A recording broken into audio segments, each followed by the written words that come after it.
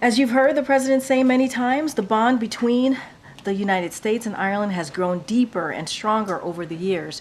We look forward to continuing to build a vibrant future for U.S.-Irish relations, which is something that you all know is very important to President Biden, who is a proud descendant of the Bluewits of County Mayo and the Finnegans of County Louth. Sunday marks St. Patrick's Day and also my mom's birthday. Thank you. Thank you so much. Thank you. Thank you so much. Happy birthday, Mom. And the President will deliver remarks at a celebration here at the White House as part of our annual tradition. And now, if you give me another moment here, I also want to address a heartbreaking development in the tragic loss of Nex Benedict. For parents across the country, and I know for many of you here and some of you watching, many of you watching, including myself, the cause of Nex's death was devastating to learn. As the President said yesterday, every young person deserves to have the fundamental right and freedom to be who they are and feel safe and supported at school and in their communities. Bullying is completely unacceptable, and it is on all of us to take reports of bullying seriously. There's always someone you can talk to if you're going through a hard time and need support. The President and his administration launched the 988 line to help, and we have a line dedicated to serving LGBTQI+ young people that can be reached by dialing 988 and pressing 3.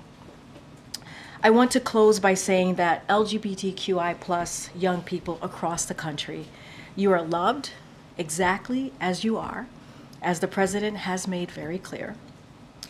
And you should know this, the Biden-Harris administration has your back. Now, this morning, the President released a statement marking the International Day to Combat Islamophobia. In his statement, the President recognized the violence and hate that Muslims worldwide too often face because of their religious beliefs and the ugly resurgence of Islamophobia in the wake of the devastating war in Gaza. Put simply, Islamophobia has no place in our nation. That's why in 2022, the President asked his team to establish an interagency policy committee to counter anti-Semitism, Islamophobia, and related forms of bias and discrimination. We are also currently drafting the first ever national strategy to combat Islamophobia and related forms of bias and discrimination. And we want to continue to implement the national strategy to counter anti-Semitism amidst the serious increase in anti-Semitism and to advance the White House initiative on hate-motivated violence. Put simply, we are taking concrete steps to make real for all Americans the promise of America. And we affirm our commitment to do all we can to put an end to the vicious hate of Islamophobia here at home and around the world.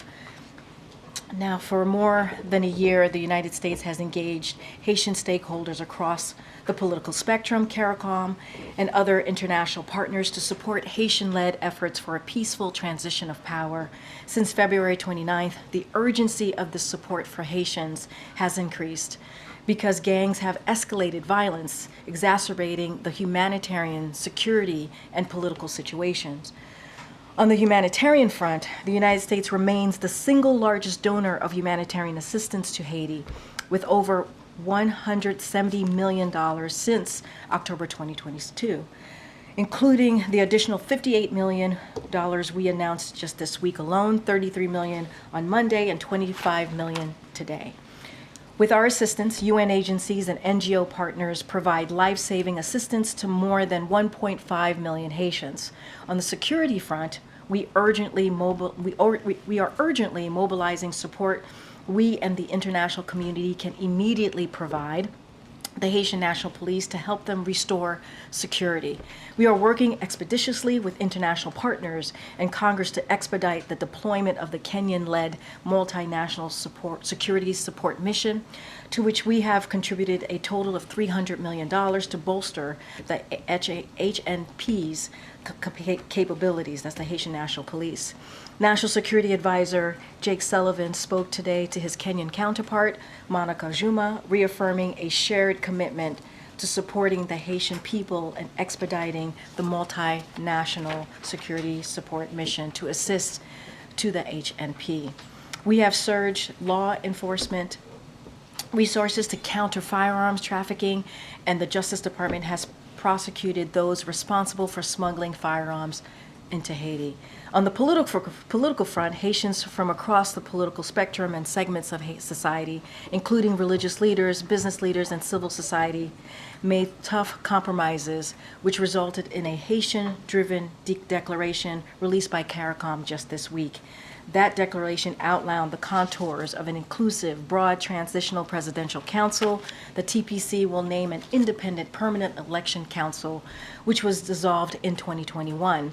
We applaud Haitians for creating a roadmap to establish a new permanent electoral council to support free and fair elections and strengthen its democratic institution.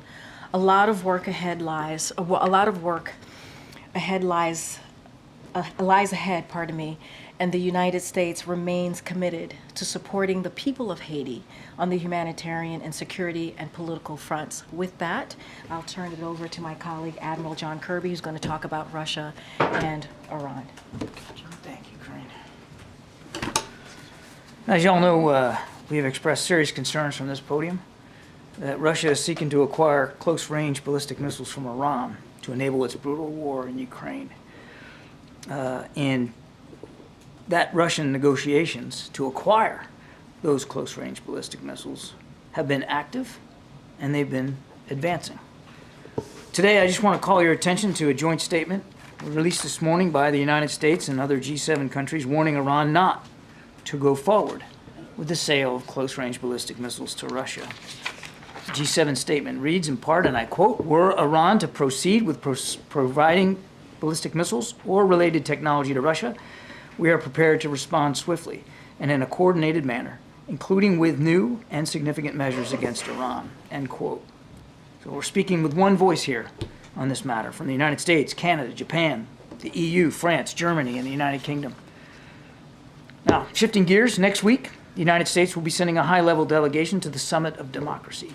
That will be led by Secretary of State Antony Blinken. The U.S. delegation will also include senior U.S. government officials from the NSC, from USAID, and of course from the State Department. At the summit, being hosted by the Republic of Korea, and we're very grateful for their leadership in that regard.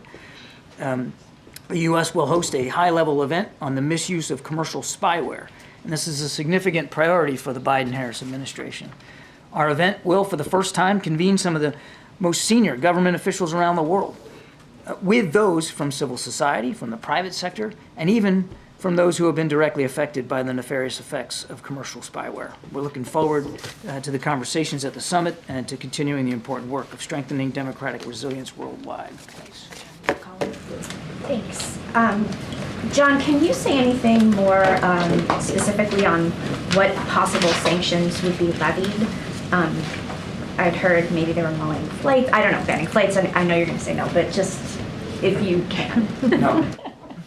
All right, fine. But no, I'm not. I mean, as you know, we don't preview sanctions, Colleen. But but clearly, we're looking at a range of options here, and without question, additional sanctions would be on the table of those options.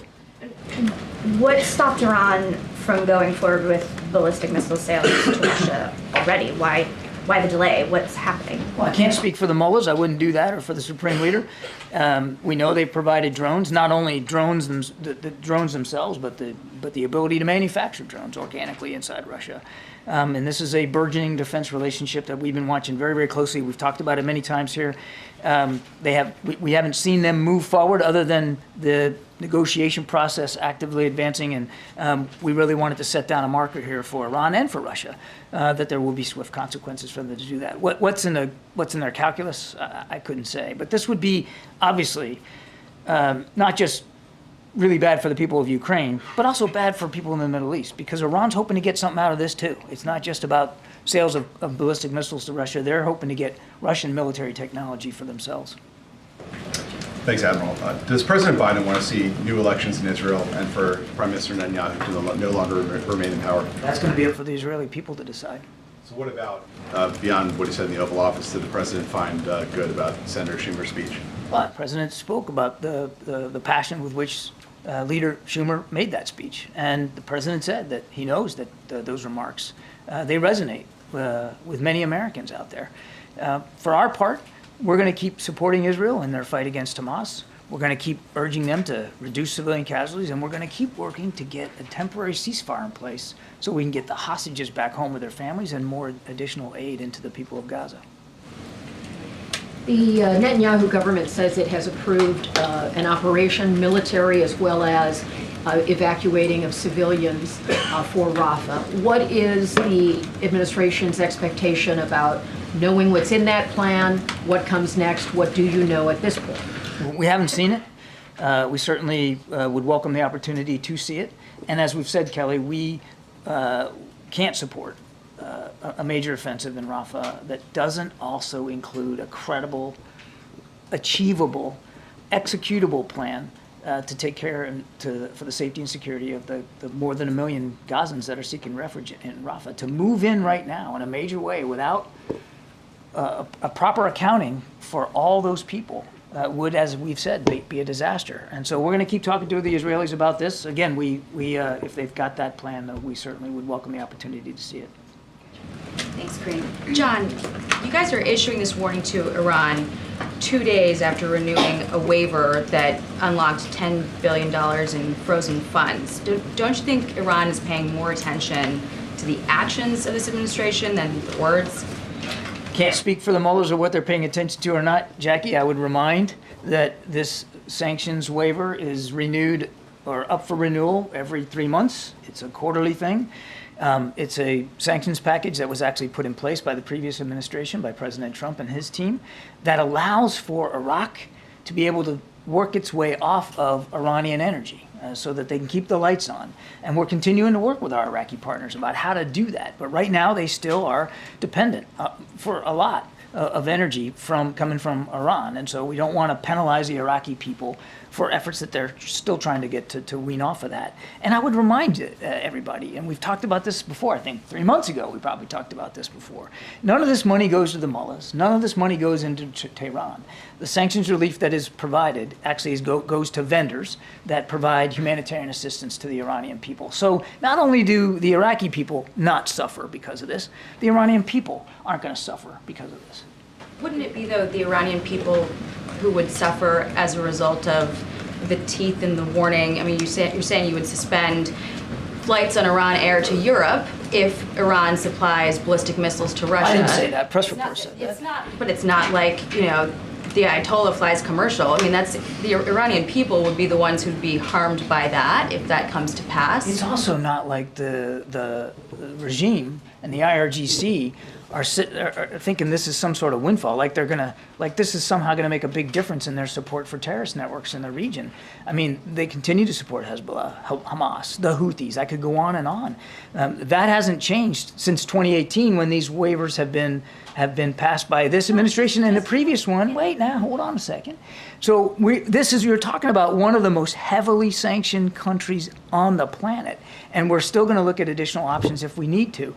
We've been nothing but clear and direct, and quite frankly forceful in pushing back on Iran's activities in the region. In the last 3 months alone, since the last renewal, you had an Iran-backed proxy kill 3 American soldiers in a drone attack in Jordan, the Houthis in the Red Sea firing anti-ship and ballistic missiles, suicide drones, commercial vessels and Navy ships. You had, 3 atomic bombs apparently could be built in Iran with uranium's been enriched to that extent. Blinken today addressing that very issue in Vienna, saying there's still an issue of the IAEA inspectors. I mean, what have they done in the last 3 months to justify another renewal of this waiver? It's a renewal that we go through every quarter. And it's really about not penalizing the Iraqi people and the fact that they're still heavily dependent on Iranian energy. But in the last 3 months, look what else we've done. We've gone after Houthi capabilities ashore. We've got a coalition of ships in the Red Sea protecting against Houthi attacks on shipping there. We have struck back and forcefully against some of these militia groups in Iraq and Syria. We continue to have sanctions in place. Significant sanctions on the Iranian regime for multiple reasons. They're protesters, they're going after protesters, the support for terrorist networks, their nuclear program. I mean, there's a lot of sanctions in place. And oh, by the way, we're still conducting interdiction operations at sea to try to prevent their shipment of material and arms to some of these groups. So the idea that we're just laying back and not doing anything on Iran just flies in the face of the facts. Thank you, Admiral. So you said the U.S. has not seen a plan to protect civilians in Rafah, yet Netanyahu has already authorized an invasion of Rafah, and that is exactly the scenario that the president said would be a red line. So how is the U.S. going to respond? As far as I know, there's not been an operation in Rafah. What we've seen today is the Prime Minister's office saying that they have seen a plan that accounts for the operational aspect, the military aspect, and the evacuation aspect. As I said to Kelly, we welcome an opportunity to look at that plan. We still can't get behind a plan, and we won't get behind a plan that doesn't properly account for those 1.5 million refugees in Gaza who need a place to go where they can be safe from the fighting. Look, Israel has a right to go after Hamas wherever they are. We get that. We're going to continue to support their opportunity to do that. But as we've said 100 times, if not more, they have a special obligation as well to look after the safety and security of the innocent people of Gaza who are getting caught up in this conflict, a conflict that was started by Hamas. Does that signal a turning point in the relationship, though, that the White House has not been briefed on this? You still haven't seen a plan to No, protect not at all. civilians? No. And when you talked about the president saying the speech was good and you said Senator Schumer showed a lot of passion, did the president mean the substance of the speech was good, or he was just talking about the passion? I'll leave it at the president's comments. I wanted to, thanks, Karine. Admiral, I wanted to pivot to Haiti real quick. Okay. On Jake Sullivan's conversations with his Kenyan counterpart, Karine said there was a shared commitment. I wonder if you can expound on what that means in more tangible terms. And on the topic, the administration urged the speedy confirmation of Dennis Hankins.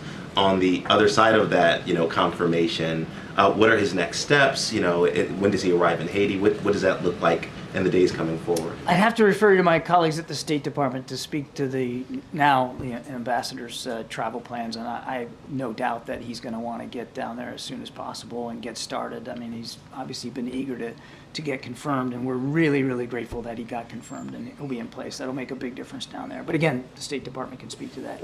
As for shared commitments, and I do believe Karine actually covered quite a bit of this in her opening statement. We have a shared commitment with the Haitian people and certainly with the Haitian National Police to make sure that they have what they need to better enforce security and stability in Haiti, which is being obviously torn asunder by these gangs and these criminal groups.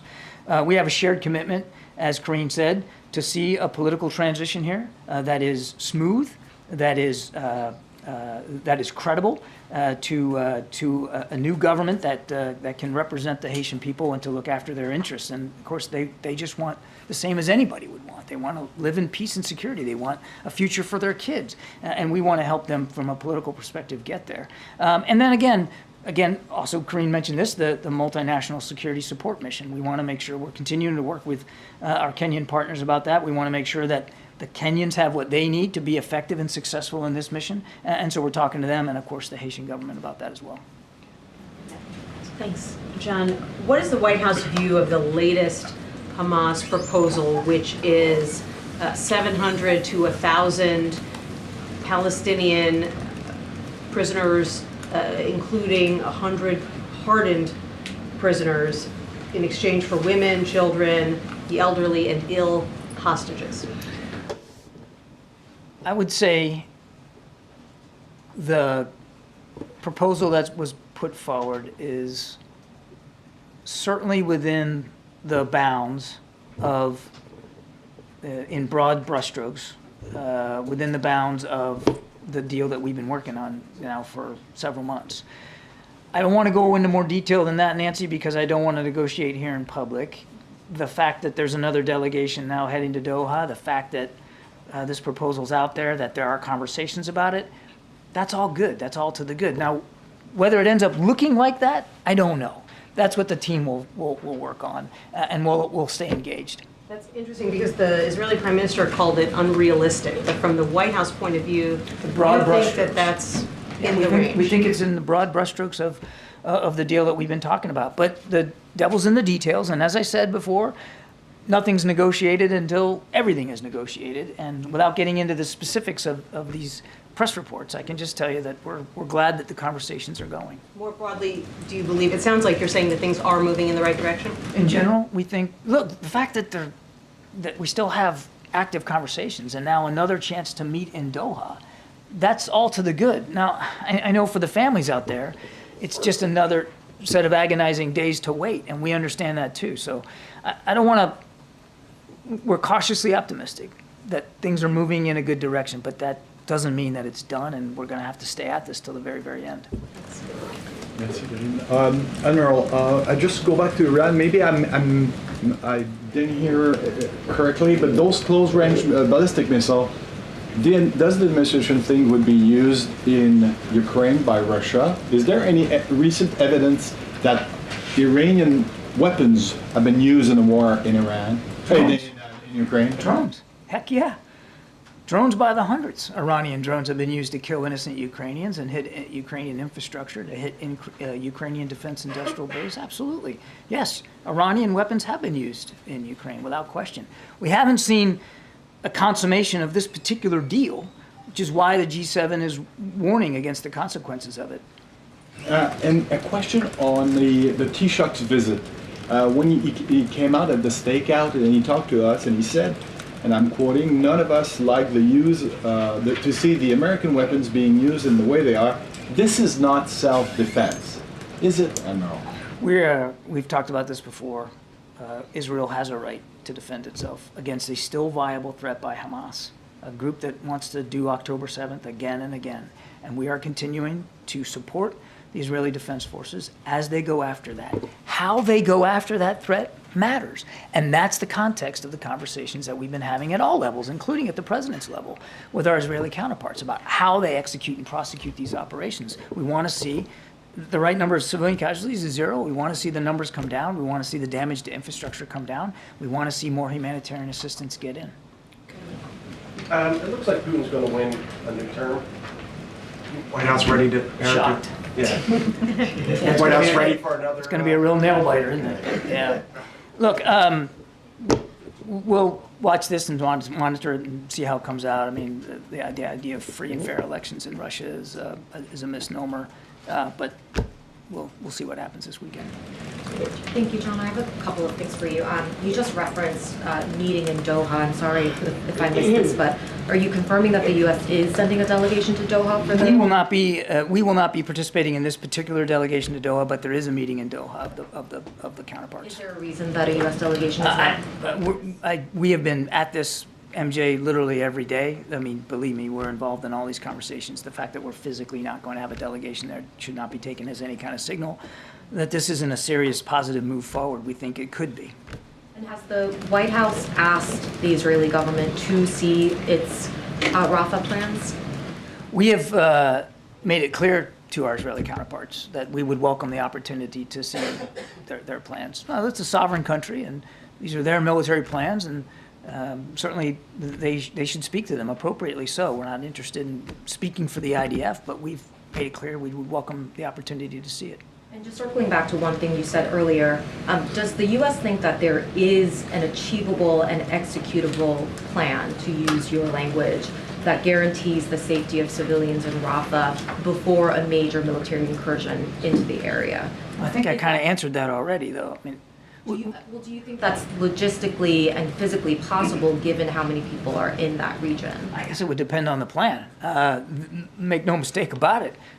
That's a tall order. You're talking about more than 1 million folks, probably about 1.5 million, and in a strip of ground that's 12 miles wide. I mean, there's not a lot of places for them to go. So having our own experience at doing non-combatant evacuations and urban warfare points to certain lessons about how this can be done and what some of the pitfalls are. I won't get into that here from the podium, but accommodating for 1.5 million people in a confined urban environment with not a lot of geography is a very, very tall order for any military to do.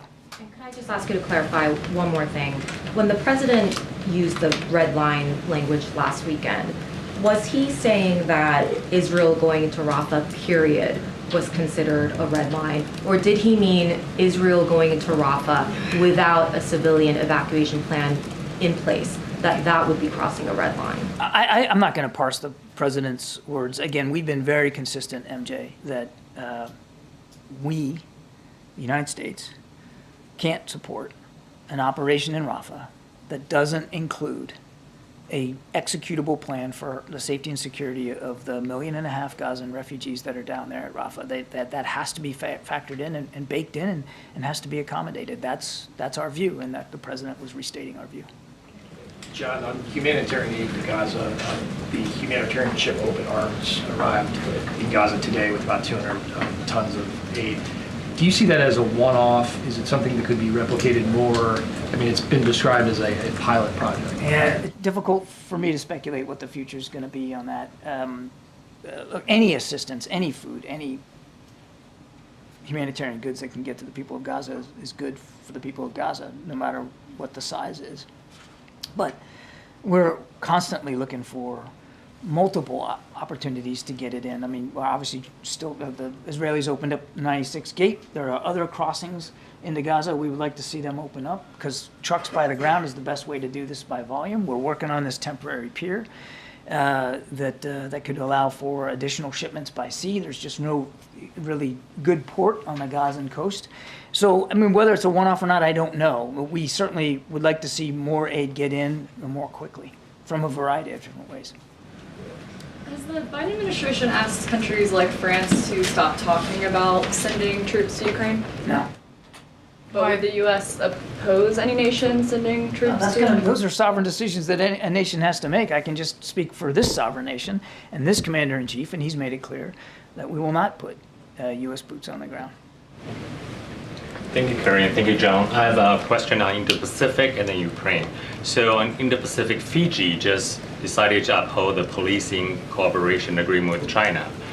We know the Biden administration has been working with the Pacific Islands for a few years right now, but it seems that country is still cozy with China.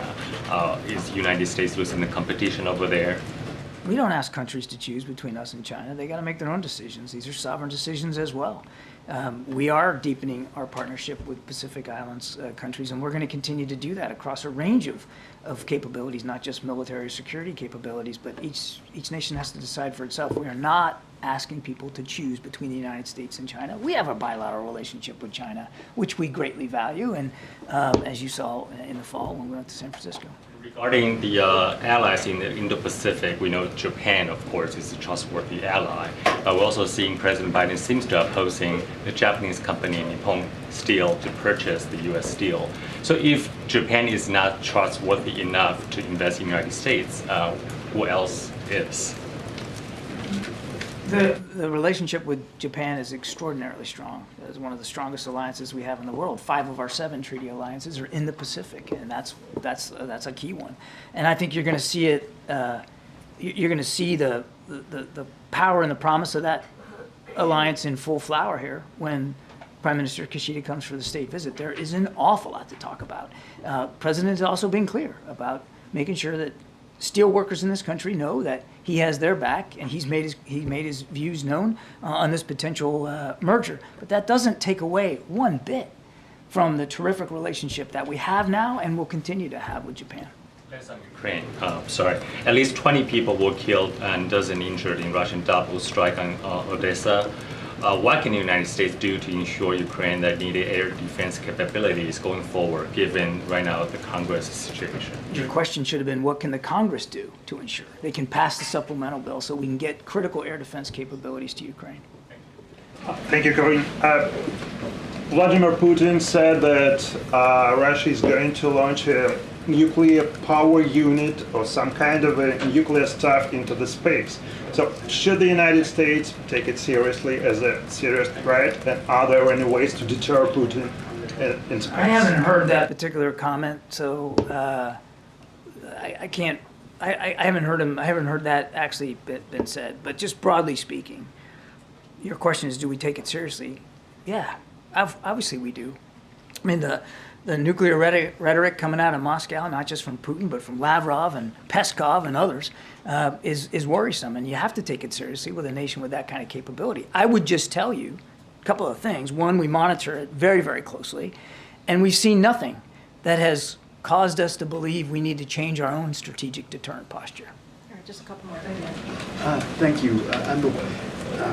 Congress is still debating raising the cap on visas for Afghan allies, many of whom are still waiting to get into the country and waiting in pretty inhospitable places.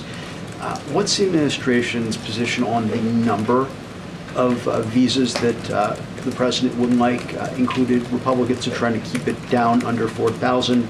And if they don't get this into the upcoming appropriations bill, is there a plan B? I think I talked about this a little bit yesterday. We think that by end of summer, we'll probably, at the rate we're processing SIVs, we'll blow through the 7,000 we have left, and we're asking Congress for 20,000 more. And we think that that will really be able to help us get all those worthy SIV applicants safely out of Afghanistan. How hard is the president willing to fight for that 20,000 number? He has been clear since the beginning. We may have ended the war in Afghanistan. We never ended our commitment to our Afghan allies. He is 100% committed to doing everything he can, and the rest of the administration as well, on working with Congress to get those SIV visa allowances in place so we can get those Afghans back out of Afghanistan. Thank you so much. A question about the Houthis. They have warned that they will expand their operations and start attacking the ships taking the longer route, the one going around the Cape of Good Hope. So how serious is this threat in your view? And also how actively is Iran supporting the Houthis right now? They're still supporting the Houthis. They're still providing over capabilities. We keep working to degrade those capabilities, and we take those threats seriously. We have to. Thanks, Karine. Thanks, Admiral. There's a report that Israel is exploring using an international private security contractors to try and help protect international humanitarian aid going into Gaza. Is that something that the U.S. would support? First of all, that would be up for the Israelis to speak to about how they might want to help with the security of humanitarian assistance that comes in by sea and then further distribution inland. Again, that would be something for them to speak to. What I can tell you is that, as you know, we are already starting to move the first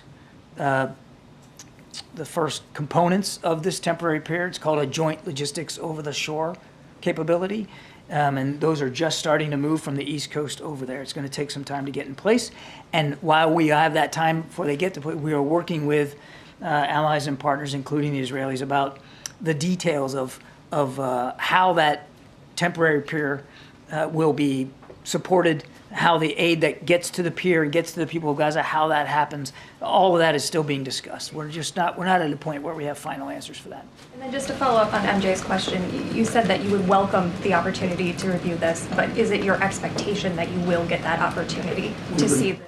We would welcome the opportunity to see it. Good, Phil. Thank you, Karine. This week, the Russian Foreign Ministry included Jeff Selden, a VOA reporter, in its latest round of sanctions. And earlier this month, the Russian Interior Ministry issued an arrest warrant for Washington Examiner columnist Tom Riggin, who is a U.S. citizen.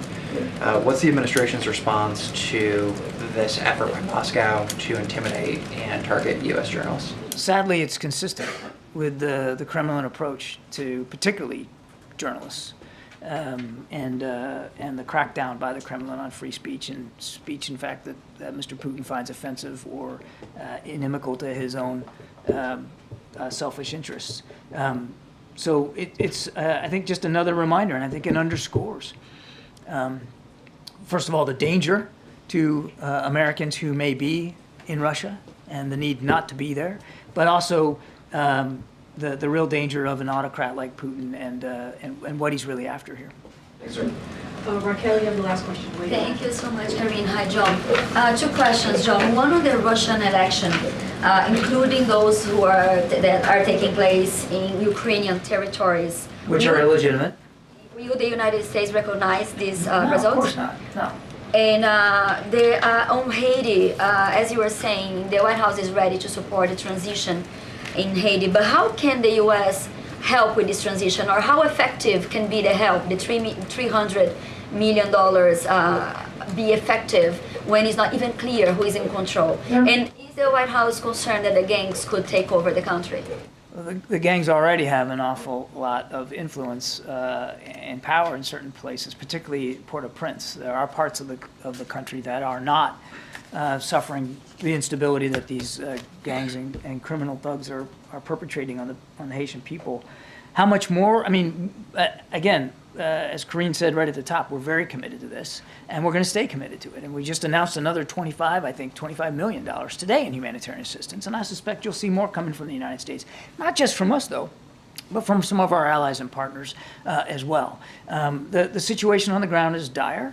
We understand that, and we're doing everything we can to support a truly international effort to better improve security and stability for the Haitian people. But it could take some time. We're going to stay committed to it. Thanks, Evan.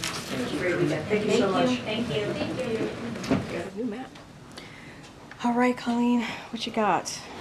So Speaker Johnson has said that he would be willing to put forward Ukraine funding and Israel funding once the shutdown situation is ended. I wondered if he has communicated that to the White House, if that's the White House's understanding, and how you think the proceeding will be. So obviously we've seen those reports, and I'll say this, we've said repeatedly the House needs to move forward with the bipartisan national security supplemental, which, let's not forget, passed in overwhelming fashion in the Senate, and they need to put that on the floor. We know that if they put that on the floor, if the Speaker puts that on the floor, it would get overwhelming bipartisan support. We need to make sure that we continue to stand with Ukraine as it defends against Russia's brutal invasion. We have to continue to do that, to stand with them, to stand as they're fighting for their democracy, as they're fighting for their freedom. And it is, Ukraine is losing ground. You've heard us say this before. You've heard this from NSC. You heard it from my colleagues. They're losing ground on the battlefield because Congress is not taking action. And so we need them to move. We need them to put that on the floor. We need that to happen as soon as possible. And we're going to continue to be very clear about that. What happens, as American support for Ukraine funding continues to sort of degrade? What else can the White House do to articulate the importance of it? Look, we're going to continue to speak to it. But here's the thing. In Congress, there's bipartisan support. There's overwhelming bipartisan support. We saw that in the Senate, and we know that to be true, to be a fact in the House. That's what we know. And so the president understands the important role that Americans play. We, as United States of America, we play a leading role in making sure that we're continuing to fight for democracy. And the president will speak to that directly to the American people, as he has in the past 2 years. We know, history shows us what happens if we do not stop a dictator. It shows us what happens. We know where we can end up. And we understand, Americans understand that. They're smart enough to get that. And so Congress needs to move. They need to act. Their inaction is, leading to Ukraine losing ground in the battlefield. We heard that from the CIA director, the Big Four, when they were here meeting with the president. They heard that directly from the CIA director.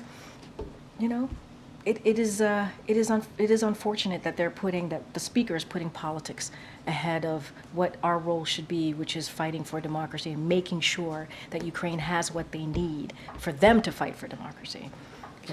Thanks, Karine. Did the president have a chance to talk with Speaker Johnson at the luncheon today about Ukraine aid, and if so, what was his message? I have to say I have not touched base with the president, so I do not know if they connected and if they did, what their conversation was. I don't have anything to share. We try to keep those conversations very private, obviously.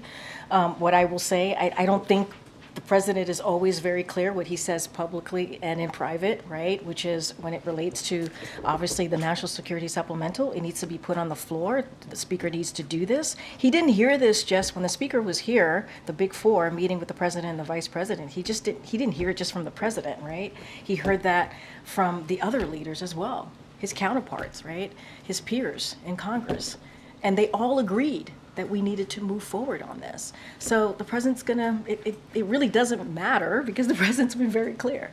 The Speaker needs to put the national security supplemental on the floor. It will get bipartisan support. It will get overwhelmingly bipartisan support. That's what we know. That's what we understand, and that's what we've heard from congressional members. Thanks, Karine. So the majority of Palestinian American, Arab American, and Muslim organizations that the White House reached out to for a meeting this week rejected the invitation. So what is the White House strategy on this, and are there plans for the president to directly engage with these communities? So, look, the president, as you know, has had an opportunity to meet with members of that community not too long ago, leaders of that community, the Arab American community, the Muslim American community, not too long ago. And so, look, what I will say is we understand that this is a difficult time, that this is a painful time. We understand that the events of October 7th that killed more than 1,200 souls, right? Took more than 1,200 souls in Israel, and also took Hamas, the terrorist organization, also, as we know, took hostage more than 200 people. And what that led to, that war that led to, is incredibly painful. We understand that. And so, look, we're going to continue to, as you know, the president, senior officials from the White House met with members of those communities in Illinois just yesterday, and we're going to continue to have those regular meetings to hear directly from them, and the president believes that's important to do, to hear it from those voices. The majority of the groups that the White House reached out to for that meeting in Illinois rejected the request. And when was the president's last meeting directly with communities? What date was it? I mean, look, I hear what you're saying, but the point is that we, the White House, is actively engaging with the community, and we have been, and you know this. You know that to be true. We've been actively engaging with them regularly since October 7th, and we're going to continue to do that. I'm not going to speak to who attended. That is not for me to do from here, because the point of those meetings actually is for them to be private, so we want to keep that private, obviously, so that members of that community could speak freely. And so, as you know, senior members of our administration, they were in Chicago yesterday. They met with those members of the Arab community, Palestinian community, Muslim community, and this conflict is personal and painful for many people. And so, again, they're private meeting, and we are committed to the participant so that they could speak freely, and we think that's incredibly important. That's what we can speak to. Where does the White House think what's going to happen to TikTok? Because even if the bill makes it to the president's desk, the Chinese government needs to approve it, which they're likely not to. It could also face significant legal pushback. So what does the White House ultimately think is going to happen with TikTok? I mean, I can't get into, predicting here, right? What we have been very clear about is this bill is important, and we welcome this step in ongoing efforts to address the threat posed by certain technology, right? Services operating in the United States these services put Americans' data at risk. You heard the National Security Advisor, Jake Sullivan, speak to this on Tuesday. It is important for us to have an understanding, right, where this American data is going. Do they live here or do they live in China, for example? He said that, right? Is their ownership here or is it in China, for example? And so those are really important. And so that's why we welcome that bill. This isn't a divestment bill. It's not a ban. I'm not going to get into hypotheticals here. It's going through the process. We're going to offer technical support as it moves, obviously, from the House into the Senate. But we welcome this bill, and this is about our national security. That's what this is about. There was a settlement in the National Association of Realtors case that effectively ends the 6% commission.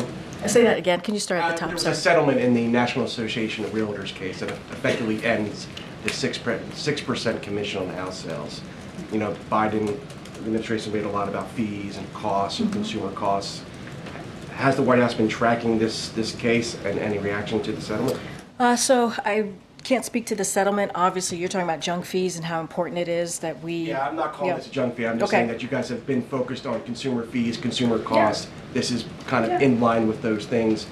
We're seeing that effectively the 6% commission is going away. Look, I'm going to be very careful because I don't know much about this case, so I don't want to speak to this case, but I can speak more broadly to what the president has tried to do, right? He's trying to make sure that consumers don't get taken advantage of by corporations. He's made that very, very clear. That's why we speak to junk fees. That's why there's a competition council, and that's why we try to find out ways to save Americans money. You know, we're talking about billions of dollars billions of dollars that Americans have to pay because of these junk fees, because we see cooperation not passing on their wealth, what they've been able to incur to the consumers. So look, it is very important. The president has always said he's going to stand up for Americans, and he believes corporations obviously should pay their fair share here, and not treat Americans like suckers. He has said that over and over again. And so I can't speak to this particular case, but obviously this fits in more broadly in what this president has been trying to do. On Biden's opposition to the proposed purchase of U.S. steel, wondering if his comments were as a citizen or as somebody, or a sign that he's going to use his authority to actually block the deal. Say that one more time. You wonder what? I'm wondering whether Biden yesterday made a statement about opposing the U.S. steel purchase. Yeah. I'm just wondering whether it's more simply, is that a sign that he's going to use some executive authority to actually block the deal? So look, what I can say is this. When it comes to American-owned and operated U.S. steel companies, they're incredibly vital to our supply chains and our national and economic security. That is what you heard from this president when we put out a statement on this. And so, look, the president has always said he has steel workers back, and he's certainly committed to the iconic American steel companies remaining in America. This is why he's done the work that he's done to make sure that manufacturers come back to this country, that we've created more than 800,000 jobs, American manufacturing jobs. And so that's what the president's focus is always going to be, make sure that he puts Americans first here. Last question. A lot of bad headlines around Boeing. Some news today. Wondering if the White House thinks Americans should be concerned about flying commercial Boeing airlines. So, as you know, there are investigations happening by the NTSB, so I would have to refer you to them on the specifics as it relates, in this particular instance, to Alaska Airlines. FAA is also conducting its own investigation and an audit of Boeing. Look, we take this very seriously. The FAA takes this very, very seriously. But there's investigations happening. FAA, and we stand by FAA and the actions that it is taking to increase safety oversight of Boeing, and so I'm just going to leave it there. But NTSB certainly will have more to share because they are independent agencies that's looking into it. Good, MJ. Following up on that, I know I've asked you this question in the past, but given the additional Boeing-related headlines recently, does the president still believe that it is safe for Americans to get on Boeing airplanes? So look, what our commitment is to make sure that we want to put the safety of Americans first, and that's what FAA is doing. So they are taking actions. We stand by those actions to increase safety, obviously, and oversight of Boeing, and I think that's important. There's investigations that's still continuing by NTSB, and also FAA, and so, we're going to the FAA is going to take the action to do what they can, and everything that they can to make sure that it is safe and take those actions. I don't have anything else to share beyond that. Would he tell the American people, though, obviously there's a lot of concern right now and nervousness, that it is safe to get on an I think what Americans should know is that FAA is doing everything that it can to make sure that Americans feel safe. They are taking the actions. We stand by those actions to make sure that there is increased safety, oversight of Boeing, and that's what the American people should feel reassured by, that FAA is doing everything that they can to make sure that we get to the bottom of it. Different topic. CNN reported yesterday that some Democratic senators have told the White House that there aren't enough votes in the Senate, including support among some Democrats, to confirm the president's judicial nominee, Adil Manji. Where do you think his nomination goes from here? Look, I'm not going to get into speculation. Obviously, the president put forth Manji because he believed that he was the right person for the job. He was, has the experience to get the job done on behalf of the American people. He certainly stands by his appointment. I just don't have anything else to share about how this is going to turn out, but certainly we support his continued process, and we think that Congress needs to move and make sure that he gets confirmed. Does the president himself believe that Mr. Manji was targeted for being Muslim American? Look, that is something that Congress needs to speak to themselves. Really, that is a question for them. Well, the White House has said that. I'm just wondering if the president believes that. I mean, look, we've been very clear. If that is the case, that's unfortunate. That shouldn't be. That shouldn't be. He has the experience to do the job. That's why the president put him forth. And if that's the case, that's certainly shameful. So go ahead. Thanks, Karine. 2 questions for you. Has President Biden had a chance to speak with Senator Schumer since his speech yesterday that he called with? I don't have a conversation to read out to you at this time. And following up on Selena, we reported a lot on a meeting that the president held with some Arab American and Muslim leaders in late October. Is there another meeting that the president himself personally took part in since that?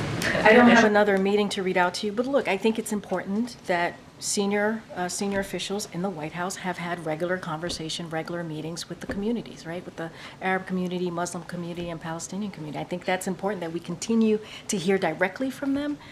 We want to hear what they are feeling, how they're feeling about the situation. We understand that it is incredibly painful for them, and so we're going to continue to keep those lines of communication open. You just saw, you're aware, or you all know that there was a meeting in Chicago, there was a meeting in Michigan, and there's been others. And so, look, the president gets a readout of those meetings. He hears directly from the officials who have sat down and had these important critical conversations. We try to keep them private because we want to make sure the leaders who are attending these meetings can feel freely to say, have the freedom to say what it is that they want to tell us and want to share with us. So we try to keep those meetings as private as possible. Is there any plans for the president to take part in another one of those I don't meetings have personally? anything on the president's schedule as it relates to a meeting with the leaders. He has met with the leaders, as you know, and he feels that it is incredibly important for his White House to continue to have those conversations. Go ahead. Thanks, Karine. Regarding the Vice President's trip yesterday to the Planned Parenthood clinic in Minnesota, the President has spoken very often about how reproductive freedom is at risk. So I'm just wondering why it was the Vice President that made this trip to this clinic instead of the President, and are there any plans for the President to go himself? I think it's important just to note that let's not forget the Vice President has been on a tour. Right, she's been on a tour around the country since the beginning of this year to go to important critical states to talk about what we're seeing, to talk about what extreme Republicans are doing across the country in these state legislatures, right? Trying to take away a woman's right to choose, reproductive rights.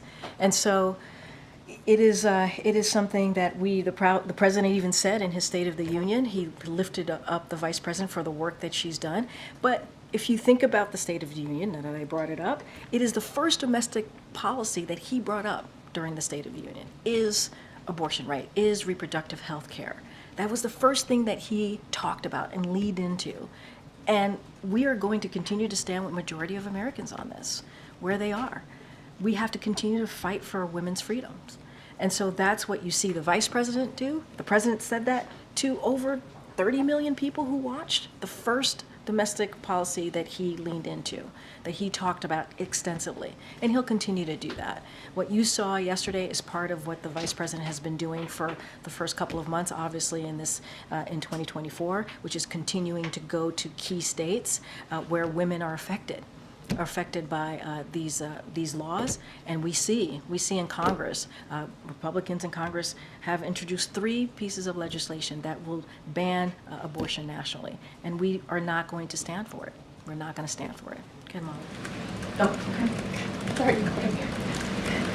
On Monday, the Supreme Court is set to hear oral arguments in Murphy versus Missouri, which argues that the administration kind of overstepped and coerced social media companies into taking down posts. I'm wondering if you all are worried about what this case might mean for your ability to communicate with social media companies in the future. So I'm going to be really mindful here. I'm going to refer you to Department of Justice and their briefing of this case, and that's why I'm going to have to leave it for now. Just to follow up on an earlier question about Boeing, the president flies on Boeing aircraft anytime he leaves Washington. Is he concerned that the aircraft he flies on might not be safe? No, he's not concerned. So why can't he say that Boeing aircraft in general are safe and that Americans should be confident in flying? I want to be really mindful. As you know, there's an investigation happening FAA is doing everything that they can to increase security, increase safety for Americans. And so just want to leave it there. Obviously, this is a major, major priority for FAA to make sure that Americans feel safe. And so that's going to be his focus. Go ahead, Ed. Yeah, thanks, Karine. So Treasury Secretary Janet Yellen told me on Wednesday that she does not see a smooth path down for inflation. I'm curious, how bumpy a road will it be before we see all prices then fall? So just going to reiterate a little bit of what she said here. She said inflation is down 2/3 from its peak, and the trend, this is a quote, the trend is clearly favorable, end quote. She expects it to continue to decline with a strong market and economy. And also want to remind you what caused inflation. We know that inflation was caused by supply chains that broke down because of the pandemic, Russia's war on Ukraine. We know that caused oil prices to skyrocket. Our economy was disrupted by so many ways because of the pandemic. That's what caused inflation. And so because the president took action very early on in his presidency to make sure that Americans got vaccinations and to make sure that we fixed and strengthened the supply chain, he took historic actions on oil so that gas prices could go down. And so we have an unprecedented economic recovery here that is important to note. But I do want to be really, really clear. We have seen inflation go down by 2/3 from its peak. And so want to make sure that it is clear what she said and what the data also shows. But 2/3 from its peak was a year and a half into President Biden's office, or into his term. He also canceled the Keystone Pipeline, which also sparked, and we passed $5.8 trillion in spending, which also pushes inflation. But my question is, how much longer will it be for Americans to then bring down all prices? So look, because the president's unprecedented actions that he took as it relates to the oil, we saw gas prices go down, which is important at the tank to Americans across the country. And that was something that the president took really seriously because he knew what Americans were dealing with. He wanted to give them a little bit of a breathing room. And we have to also, you're a data guy, you pay attention to the data.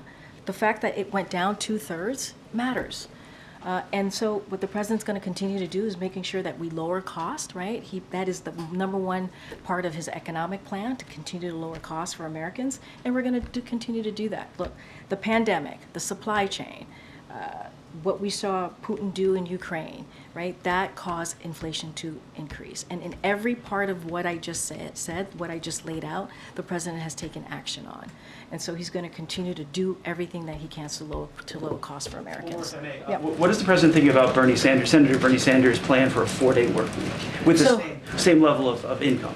So look, I'll say this: the president has a very good working relationship with Senator Sanders. We've been able to get some historic pieces of legislation done on behalf of the American people. We will review that piece of legislation. I don't have anything else to add from that. What about the press? Yeah. Thank you. I didn't hear you mention, someone asked about Adil Manji being nominated out of New Jersey. Is the White House doing anything specific to get him across the finish line, given his nomination has been pending for a while now? So we are in continuous conversations with members of Congress and their staff, and that's what we normally do. We think it's important to get him through, and we're going to make sure that that happens. And so we think it's important that happens. Has there been any personal appeal from White House staff or certain calls you can read out? I'm not going to get into specifics on our conversations with senators. Obviously, it's important. We believe it's important to get Manji through. We think he is more than experienced to have this role, and so we encourage the Senate to move quickly on this. Okay, thanks everybody. All right, see you next week.